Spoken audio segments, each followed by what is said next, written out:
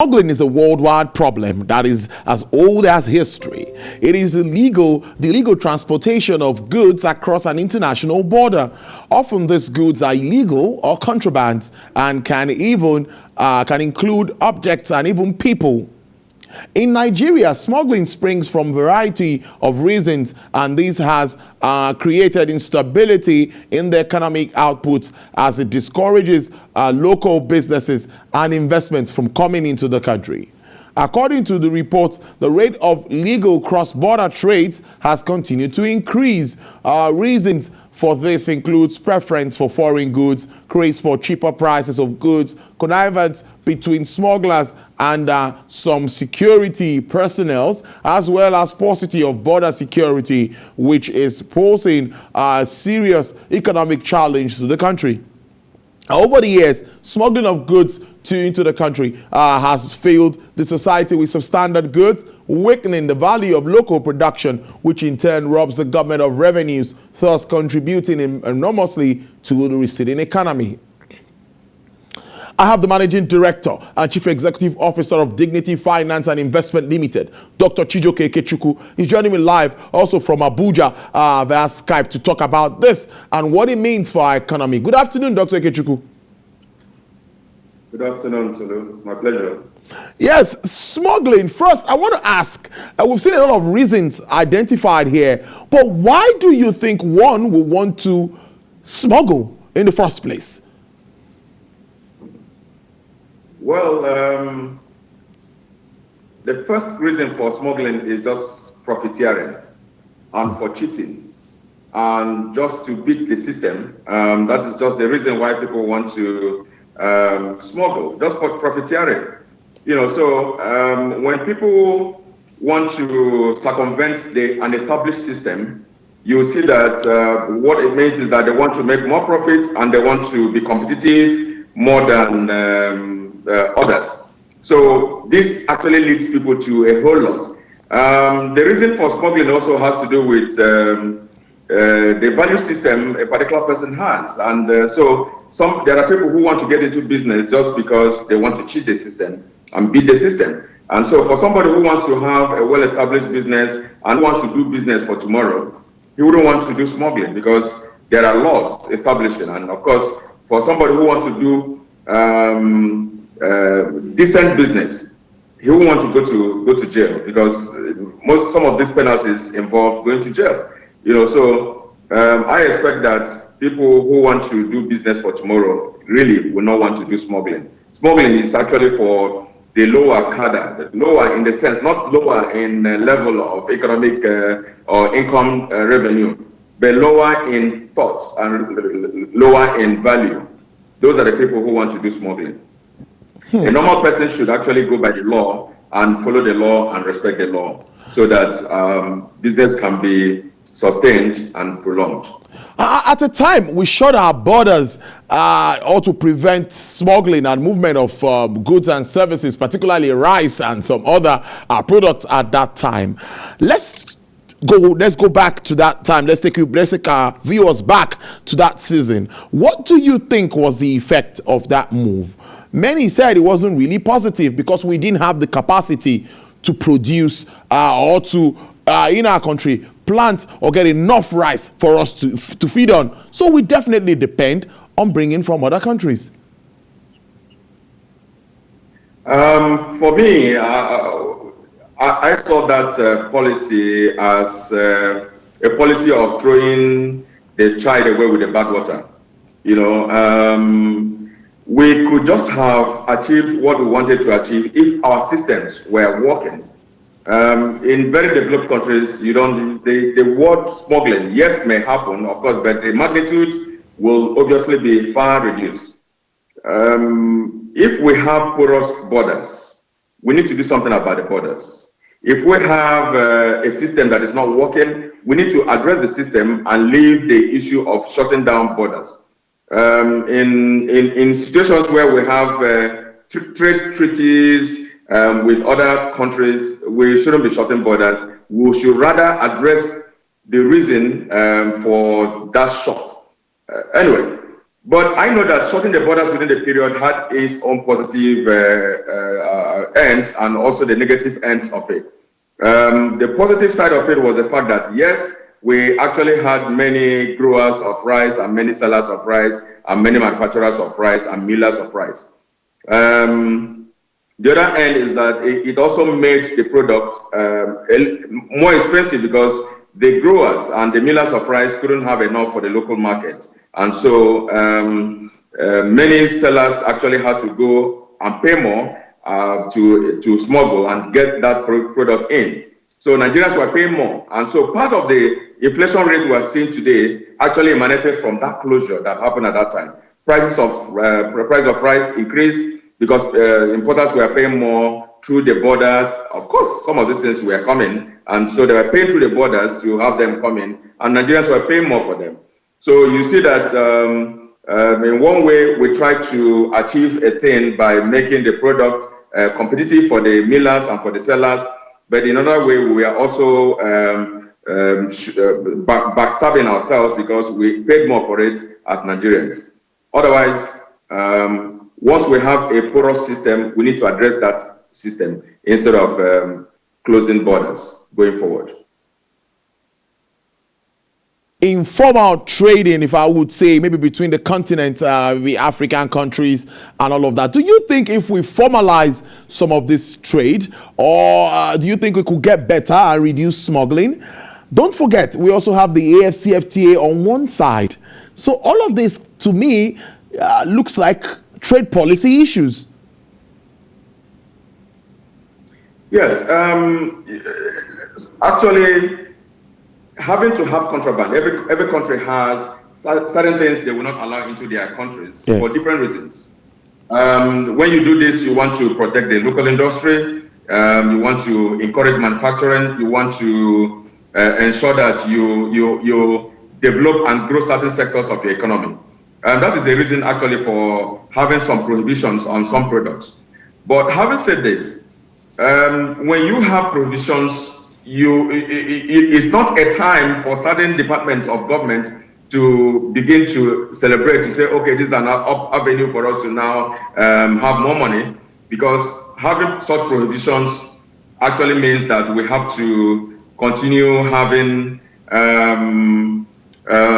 different penalties and different laws and different things to ensure that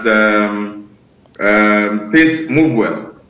So when such provisions happen, we need to be sure that we are very serious about the prohibitions and actually make sure that we seal our borders in order for us to achieve the purpose for that particular prohibition in the first place.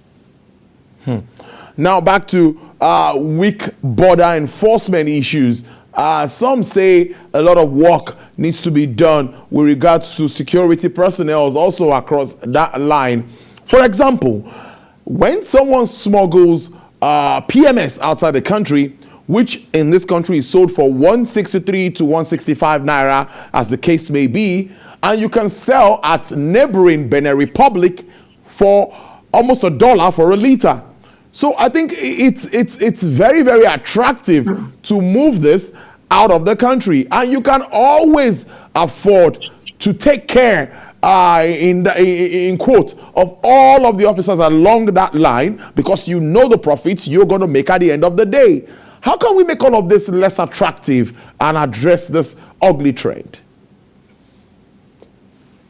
We are not going to be using failure of a system, and because of that we have to change the pricing that we have in our country. You know, a lot of people have complained about how smuggling has been encouraged by the pricing that we have given products, especially petroleum products. So the best for this country is just to make sure that we close our borders. We close, not shutting down our borders, to make sure that there is enough security in our borders. You know, so we need to deal with the failures of our system. When we deal with the failures of this system, some of these things are gone.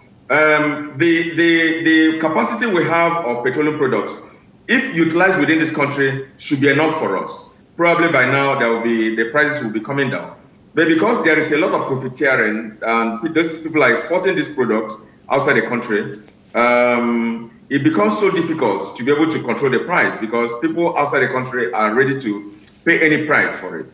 So why can't our customs system or immigration system work perfectly well in order for us to ensure that these things are sealed up? Let us learn from other countries of the world and see how their own system works. You know, if they can protect their own boundaries and their borders, then we should be able to learn to protect ours. And then let there be heavy sanction on any officer or any institution that that allows such a thing to happen. And then we can have some levels of sanity in the country. So that's the way to go forward. I'm more worried because this also leads to loss of revenue, you know, promotes crime, debars the growth of the manufacturing sector. Let's look at the likes of customs and all of that. This would affect revenues, and government needs these revenues at this time. Let's talk about some, maybe some straight points. What do you think can be done to reduce smuggling? Let me ask you that way. Let's do it in straight terms. If we discover that we're losing a lot of money to other countries, other neighboring countries, because we saw when we were losing a lot of money to neighboring Benin Republic, for example, for car importation and things like that, we have to do cost-benefit analysis. If we continue to charge certain import duties on certain products or certain importations, do we make more money when we have this duty raised by a certain percentage, or do we make more money through our own borders or through our own ports when we reduce? So they need to sit down and look at it. Probably that was what was considered when the import duty on cars, used cars, was reduced at the time, just as a kind of reduction of the impact of COVID-19. You see that when this import duty is reduced, a lot of people are going to be clearing their cars through Nigeria, through Nigerian ports, instead of going to neighboring countries to clear and then wanting to smuggle into the country. So we need to sit down and do such calculations. Where are we benefiting? Do we benefit when we reduce our import duties? Or we benefit when we increase it, we earn some, but we lose a lot through smuggling? So, having said this, the country is losing a lot of revenue through smuggling. The things that should have actually possibly have been paid through our own borders are now being paid to in other countries that have cheaper rates. You know, these things are done very cheaper in other countries, and so the next option is just to smuggle them into this place. Apart from the revenue we're losing, we're also losing a lot of employment opportunities.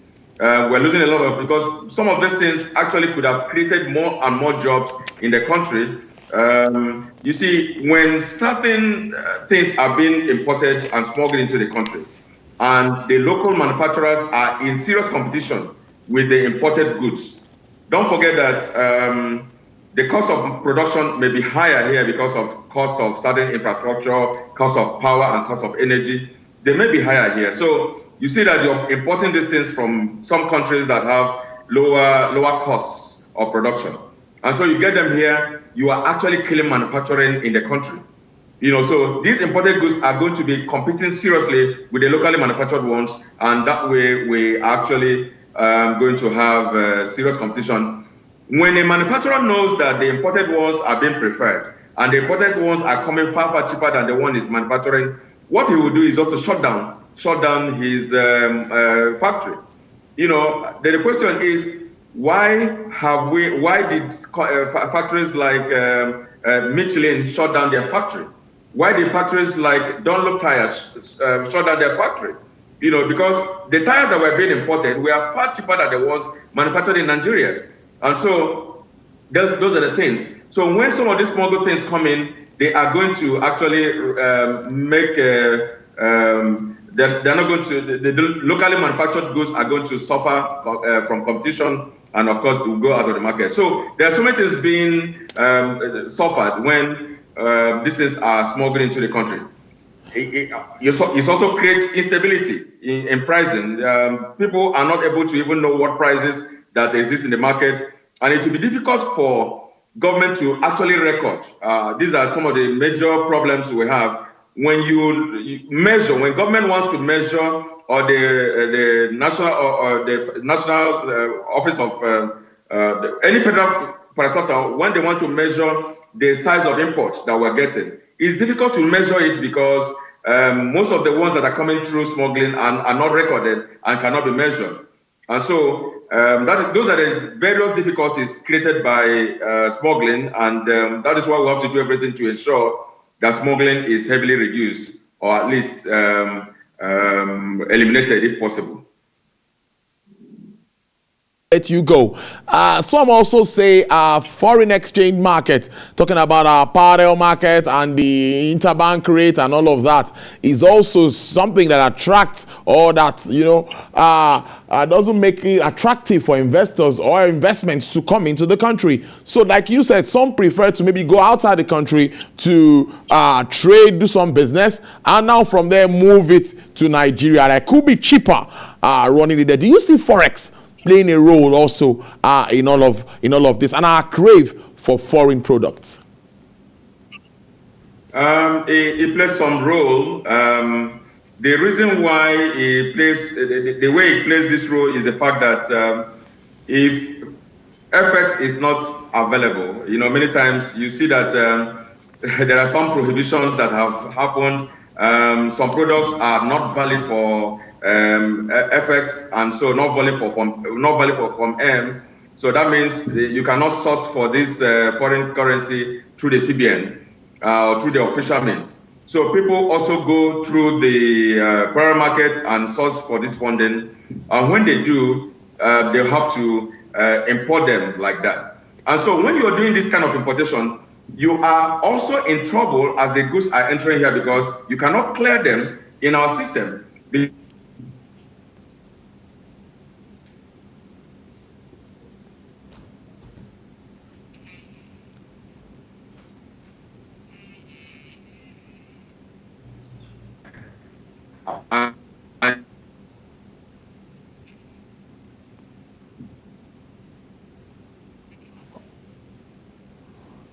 All right, Dr. Ekechukwu there. I think we'll try to, well, can we reconnect, or we just, Dr. Ekechukwu, can you hear me?